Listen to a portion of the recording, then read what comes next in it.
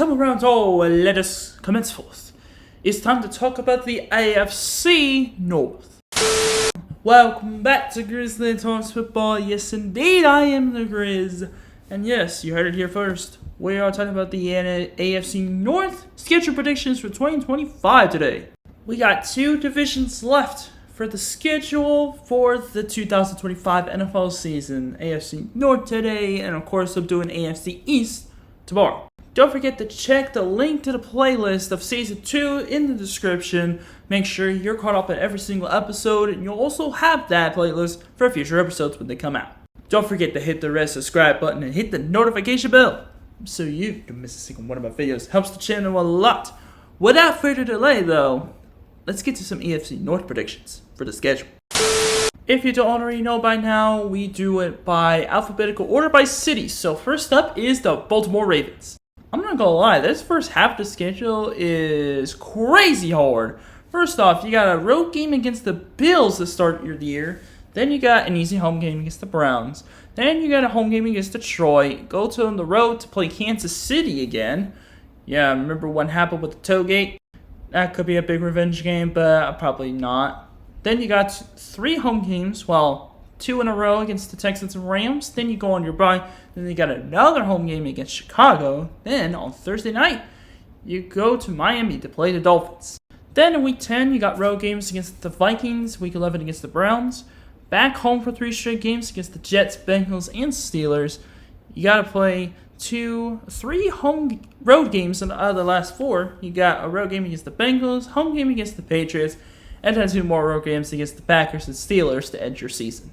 Of course, Week 1 doesn't matter. Of course, this game right here, which is on Sunday Night Football, I just now noticed, between the Ravens and Bills, could really go either way. But I do think the Ravens are actually going to get a win in Buffalo. Then they'll start 3-0, actually 7-1 heading into Week 10. Wins over the Bills, Browns, and Lions. Only lost to the Chiefs. Then wins against the Texans, Rams, Bears, and Dolphins, even coming off the bye. Ravens are too good for the Vikings. I think they'll probably have like an upset loss to the Cleveland Browns. They'll beat the Jets. Against the Bengals, they'll have a huge game on Thursday night. Ravens will ultimately win that game.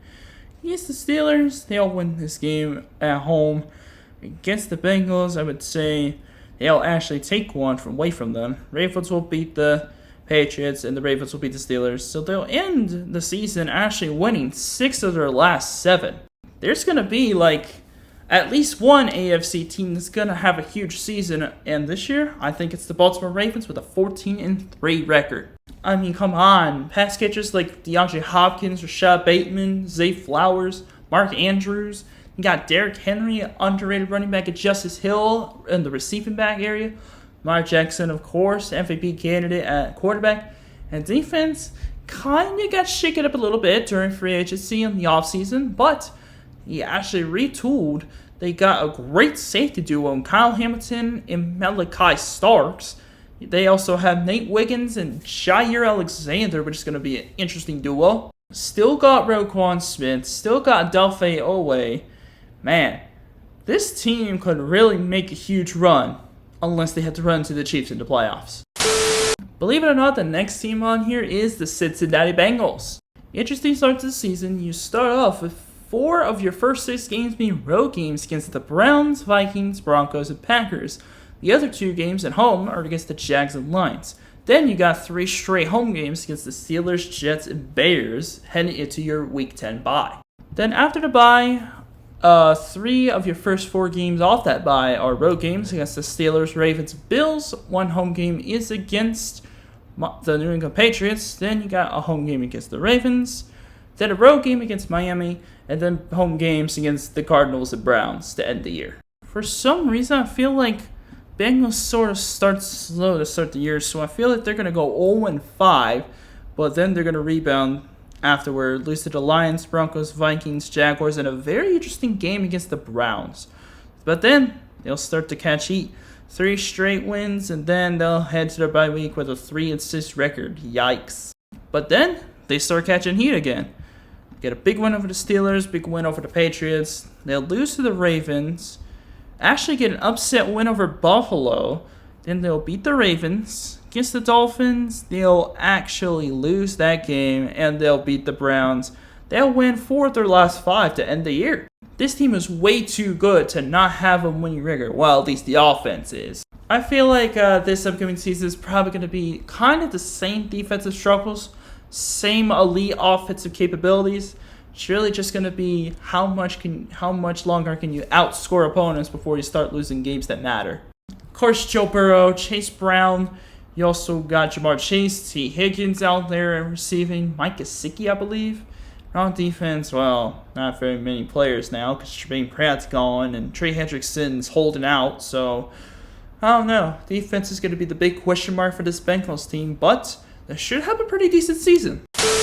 Next up on this list, we got the Cleveland Browns. And to get their season off, they actually have home game against the Bengals, road game against the Ravens. Weird starting with 2 division opponents to start the year. Then a home game against Green Bay, road game against Detroit. Then they go to the UK in London to play the Vikings. Then week 6, they play the Steelers on the road, play the Dolphins at home, and then head to their bye after playing in Foxborough to play the Patriots. Then after their bye, they have a road game against the Jets, home game against the Ravens, a road game against the Vegas Raiders, then back-to-back home games against the Niners and Titans, then a road game against Chicago, back-to-back road games again against the Bills and Steelers. They actually end their season with a road game at Cincinnati. I think I'm just going to get this first half already situated. They actually start with a win, but then they'll start to lose some. Unfortunately, they're going to have a 1-0 record after beating the Bengals. Then their Browns fans are going to get so excited that their team's going to do something, but then they collapse in the first half of the season, head to their bye week with a 1-7 record. Why do I believe so? Well, have you seen their quarterback situation? Oh yeah, and also the 2 rookies, or the rookie running back that the Browns got that just recently got arrested. Who was it? Quinshon Judkins? That running back room is a disaster. Nobody besides Jerry Jeudy is really an impactful receiver. Besides perhaps David Njoku, maybe they could have Harold Finnan out there too. Defense is where this team thrives, but the offensive struggles, I think, affect the entire team pretty much. Actually, they'll start to have a little winning ways. They'll actually go on the road and beat the Jets, then win 2 in a row with a win over the Ravens, but then they collapse again, lose to the Bills. They'll actually get a sneaky win against the Pittsburgh Steelers, but lose to the Bengals on the road to end the year. They'll actually end their season losing, I believe, that is 6 out of the last 7. I'm not expecting much out of the Browns. I don't think you should either. Kevin Stefanski is a great head coach. I'll give him that. Unfortunately, stuff out of his control is holding this team back. That's why I think the Browns will go 4-13 this year. And the final team we have in the AFC North is Mike Tomlin, Aaron Rodgers, at the Pittsburgh Steelers. This is a little weird stretch because they have home road in the first 3 games. They have the Jets on the road, they have Seahawks at home, and they have the Patriots on the road. But then they go to Ireland, they go to Dublin to play the Vikings in week 4, then they have their bye. Then 3 of the 4 games from week 6 through 9 are home games, besides the Thursday nighter in Cincinnati. They got home games against the Browns, the Packers, and the Colts. Then they have a road game against the LA Chargers, then a home game against Cincinnati, road game against Chicago, home against Buffalo, road to Baltimore, home against Miami, back-to-back road games against the Lions and Browns, and they'll end the season with a home game against the Baltimore Ravens. To kick off the season, they got Aaron Rodgers against his old team, the New York Jets. Aaron Rodgers versus Justin Fields. Honestly, the Steelers are the better team in that one. Steelers against Drake May and the Patriots. I think the Patriots will actually get the win there. Then they'll win 4 of their next 5, including 1 before the bye week in Dublin against the Vikings. They actually lose to the Bengals on the road on Thursday night. They'll beat the Browns, Packers, and Colts at home to head into week 10 with a record of 5-3. That's where the good news stops because they will lose 3 straight, actually make it 4 straight against the Buffalo Bills. So Chargers, Bengals, Bears, and Bills get wins. Then to Baltimore, so that's actually 5 straight losses. They're actually going to win against the Dolphins. Seals will actually collapse, I would believe. My goodness, is that 8 out of the last 9 that Steelers would lose in the second half of the season? Damn. I'm sure everybody thinks this is kind of a hot take for the longest time, but I do believe the Steelers will actually go below 500 for the first time in Mike Tomlin's career. He'll finally get fired. The final record that I would say is 6-11. Better than the Browns, but not better than the Bengals or Ravens, because I have no faith that this is going to work out for Aaron Rodgers and Mike Tomlin. Rodgers went to retirement home once the season is done. They do have some good players at the running back spot. They have, what was it? The guy from Iowa, I can't remember his name, Caleb Johnson, and also Jalen Warren. That should be a good running man duo. Unfortunately, DK Metcalf's really the only great wide receiver on that core.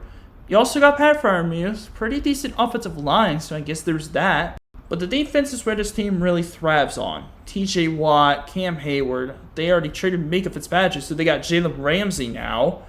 Alex Highsmith, I'm very sure. I think Patrick Queen also. This defense does have talent. Let's be real here. It's just, I think the coaching has kind of gotten old school, and it's really going to hurt this team a little bit. Or at least enough that they miss the playoffs. And with that, we end the 2025 AFC North schedule predictions. Of course, these are not the actual games. That will be up until the fall. And that leaves one division left, the AFC East. I will get to that tomorrow. Anyways, good luck, AFC North. And that'll do it for this episode of Grizzly Talks Football. If you enjoyed, make sure you give it a big thumbs up. Hit the subscribe button as always, and hit the notification bell so you don't miss a single one of my videos. This is the Grizz signing off for now, and until next time, see you guys later. Peace, love, keep the Grizzly vibes with you at all times. Take care.